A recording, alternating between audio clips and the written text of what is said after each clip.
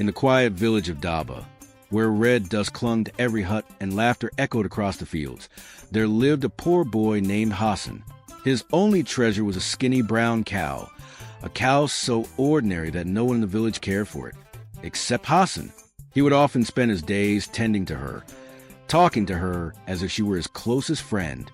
The villagers would laugh at him, calling him foolish for cherishing such a plain creature. But one planting season, something happened that would change the destiny of Daba forever. As Hassan led his cow to the field at sunrise, the animal stopped, turned its big, gentle eyes toward him, and whispered, "Plant your seeds by the anthill, not in the valley. The valley will not see rain this year." Hassan froze. His heart raced. A talking cow?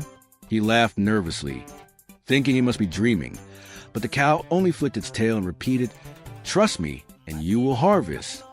That evening, Hassan was filled with excitement as he rushed back to the village to share the extraordinary news. He gathered the villagers around the communal fire, his eyes shining with hope.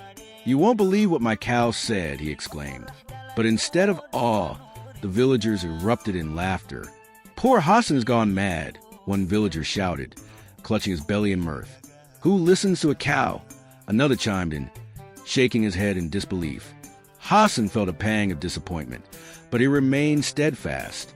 The next morning, as the sun peeked over the horizon, the villagers set to work planting their seeds in the valley, where the soil looked rich and black.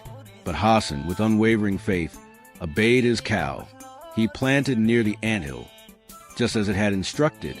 Days turned to weeks, and the skies darkened. Clouds gathered, and thunder rumbled ominously.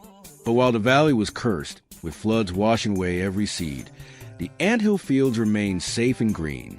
Hassan tended to his plants with care, and as the days passed, he watched in wonder as they thrived. One day, as the sun dipped low in the sky, the cow spoke again. "Dig beneath the old baobab tree. You will find what the village has forgotten." With trembling hands, Hassan took his hoe and walked to the ancient tree, its gnarled roots sprawling across the ground like the fingers of a giant. He began to dig, his heart pounding with anticipation. Finally, his hoe struck something hard. With renewed vigor, he dug deeper until he uncovered an ancient clay pot. As he brushed off the dirt, he realized it was filled with cowrie shells and gold dust, a gift from ancestors long buried. His eyes widened in disbelief and joy. He had found treasure. When the villagers saw Hassan's thriving crops and the hidden treasure, their laughter turned to shame. They hurried to him, their faces filled with regret. "We mocked you, Hassan," said one elder, his voice quivering. "We were wrong to doubt you and your cow." Hassan smiled, but he also felt a weight in his heart. "Do not mock the small, the poor, or the voiceless," he said gently. "For wisdom may come from where you least expect it, even from the mouth of a cow." From that day forward, the talking cow of Daba was treated as a guardian of the land, respected and cherished by all. The villagers learned to listen, not only to each other, but to the whispers of the world around them. Hassan, no longer poor, became a symbol of hope and wisdom in Daba. As the seasons passed, the village flourished. Crops grew abundantly, and laughter filled the air once more.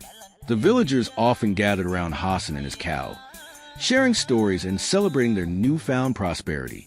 Hassan understood that true wealth was not just in gold or crops, but in the connections they shared and the lessons learned. The cow had taught him that even the smallest voice could carry the biggest truth.